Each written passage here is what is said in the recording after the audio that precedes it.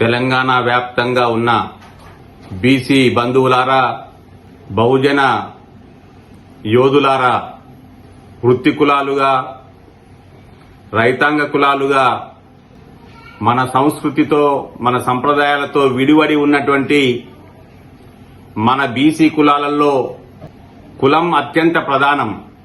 దానిని కాపాడుకుందాం. అదే సమయంలో బీసీ రాజకీయం మాత్రమే మనల్ని రక్షించగలుగుతుంది.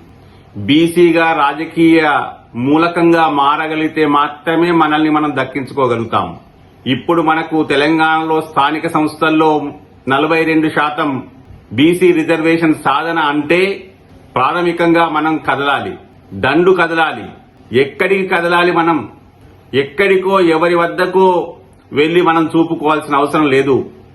మన మధ్యకే మనం కదలాలి. మన అందరి మధ్య సమ్మతి కావాలి. మన కులాల మధ్య, కులాలలోని నాయకుల మధ్య రాజకీయ మూలక వాతావరణం కావాలి.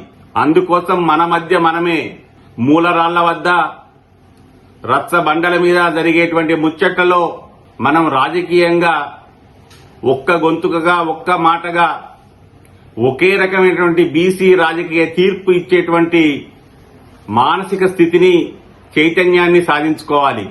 అందుకోసం ఎక్కడో ప్రదర్శన చేయాల్సినటువంటి అవసరం కన్నా మన సమక్షంలో మనం, మన మధ్య మనం, మనందరినీ, మన వారందరినీ సమీకరించుకోవాల్సినటువంటి గురుతరమైన బాధ్యత ఉంది. అప్పుడు మాత్రమే మనకు సామాజిక సాధికారికత అయినటువంటి స్థానిక సంస్థల్లో 42% రిజర్వేషన్ సాధ్యమవుతుంది. దాని ద్వారా వచ్చేటువంటి చైతన్యం ఎంతో మంది బీసీ నాయకులను సిద్ధం చేస్తుంది. దాని ద్వారా శాసనాధికారానికి, రాజ్యాధికారానికి అడుగులు పడతాయి. అందుకోసం బీసీ ప్రజానీకానికి గురుతరమైన బాధ్యత ఉంది.